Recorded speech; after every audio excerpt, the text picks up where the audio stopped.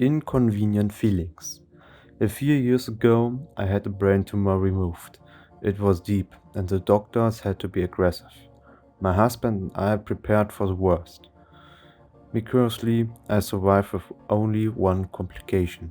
I can't feel anger, happiness, sadness, hate, or love. Because of this, my relationship with the world changed. Feelings or love or hate mutated into labels of usefulness or convenience. At first, my husband and I retained a semblance of normalcy.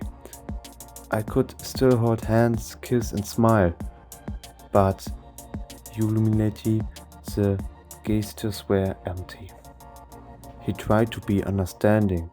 There were different therapies and drugs, but nothing helped, and his anger built up with every emotionless. I love you. We agreed constantly. Logically, I understood his anger and sadness. We both wanted what we lost. Emotionally, I was incapable of empathizing. Over the time, our marriage became too inconvenient, so I ended it. I have had lover signs. Thought I have never loved them. I'd go through the motions to make them happy, but they'd see through the act eventually. Then the honeymoon would end and the useless cycle would start again. Anger, arguments, sadness. I had to end those relationships too. I don't know why I propose relationships. I don't feel sad or lonely, and I don't lack for sex.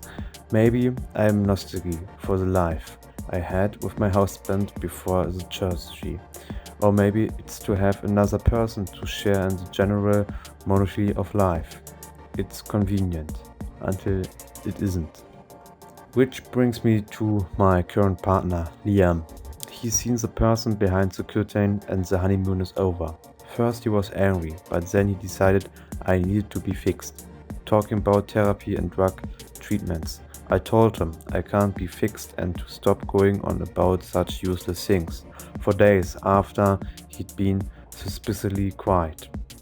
As I'm in the kitchen preparing dinner, he storms in with the name and number of a doctor, insisting I see them, saying nothing. I turn my back to him and stir the spaghetti sauce. He throws the pot across the room. He's angry that I won't talk about it. He's angry that I can't be angry.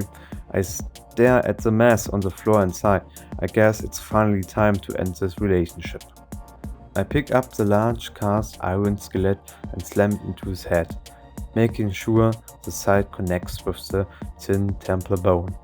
He looks surprised as his skull crumbles and he falls to the ground unmoving.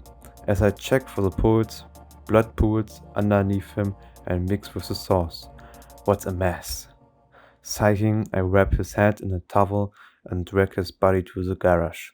Pulling the top and boxes of the large cheese freezer, I had left his body inside.